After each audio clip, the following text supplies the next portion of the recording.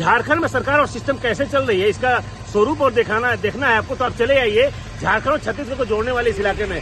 अभी हम जहाँ मौजूद हैं, गुमला जिला मुख्यालय से 26 किलोमीटर दूरी पर हम मौजूद हैं। ये शंख मोड़ कहा जाता है। झारखंड और छत्तीसगढ़ को जोड़ने वाला सीमाना इलाका है और इस इलाके की जो सड़क की तस्वीर है वो देखकर आश्चर्य होता है कि क्या दुर्भाग्य है झारखंड सरकार की और क्या दुर्भाग्य है एनएच विभाग का कि जो इस सड़क को जोड़ने वाली कनेक्टिंग सड़क है उसकी दुर्दशा ऐसी है कि आप सड़क पर गड्ढे हैं या गड्ढे में सड़क है इसका अंदाजा नहीं लगा सकते हैं। जब दिन में चलने वाली गाड़ियों की परिस्थिति ऐसी देखने को मिलती है तो रात में कैसे वाहनों का परिचालन होता है इसका अंदाजा लगा सकते हैं। ऐसा नहीं कि प्रशासन पदाधिकारियों को जानकारी नहीं है, जिले के तमाम वरीय पदाधिकारियों के साथ साथ जो नेता हैं, छत्तीसगढ़ के नेता हो, झारखंड के नेता हो, केंद्रीय मंत्री हो, लगातार इस इलाके से जाते हैं। लेकिन समझिए कि उनकी बेशर्मी का हद देखिए कि इस सड़क को लेकर अब तक कोई गंभीरता नहीं दिखाई गई। इस सड़क को बनाने को लेकर, नाली के निर्माण को लेकर कोई पहल नहीं किया गया।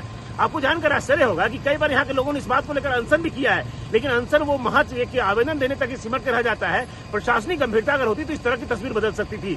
एनएच विभाग के पदाधिकारियों को इस सड़क की स्थिति को देखकर उनके खिलाफ एफआईआर दर्ज होना चाहिए, क्योंकि यहाँ जो लोग मरते हैं उसके लिए सीधे जवाबदेही एनएच विभाग को जाता है। एनएच विभाग अगर इस मामले को गंभीरता से लेता है तो शायद यहाँ पर कभी कोई बड़ा हादसा नहीं होता है, लेकिन एनएच के पदाधिकारियों की लापरवाही का जो नमूना है वो इस सड़क के हालत को देखकर अंदाजा लगाया जा सकता है। हम जिला के जो डीसी हैं प्रेरणा दीक्षित, उनसे मांग करना चाहते हैं कि एनएच विभाग को तत्काल इस सड़क की स्थिति को सुधारने को लेकर निर्देश दे और सख्ती से कार्रवाई करे। और एनएच के पदाधिकारी अगर नहीं कार्रवाई करते हैं तब तक उनका वेतन रोका जाना चाहिए, उनके खिलाफ एफआईआर दर्ज होना चाहिए, क्योंकि किसी की मौत होती है उसकी सीधी जवाबदेही एनएच विभाग को होती है। तो ऐसे में आप समझ सकते हैं कि लोगों का जो दर्द है वो लोगों से आपने सुना, जो बड़ी वाहनें आती हैं वो किस तरह डगमगाती चलती है, उन्हें डर सताता है कहीं कोई दुर्घटना ना हो जाए, लेकिन बावजूद इसके प्रशासन का सक्रिय नहीं होना इस बात की ओर इशारा करता है कि पूरा सिस्टम भगवान भरोसे चल रहा है। दुर्घटना होती है तो हो, लोग मरते हैं तो मरे, क्योंकि मरने वाले ना तो नेता के लोग होते हैं और ना ही पदाधिकारी के परिवार से होते हैं, इसलिए उनका दर्द वो समझ में नहीं आता है। लेकिन ये तस्वीर कब बदलेगी ये तो खैर आने वाला समय ही बताएगा, लेकिन इस तस्वीर को देखकर लगता है कि पूरा सिस्टम भगवान भरोसे चल रहा है।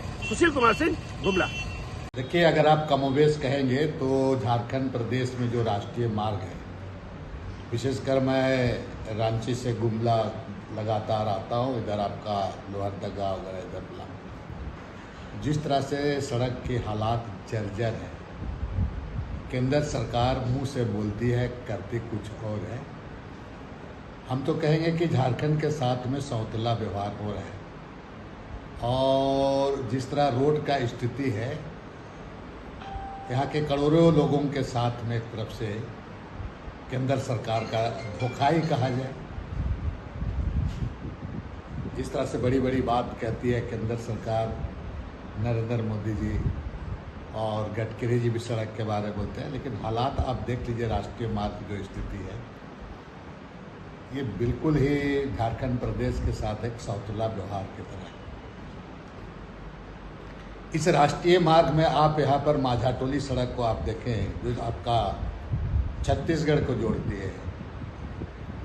छत्तीसगढ़ उनका डबल इंजन वाली सरकार भी है।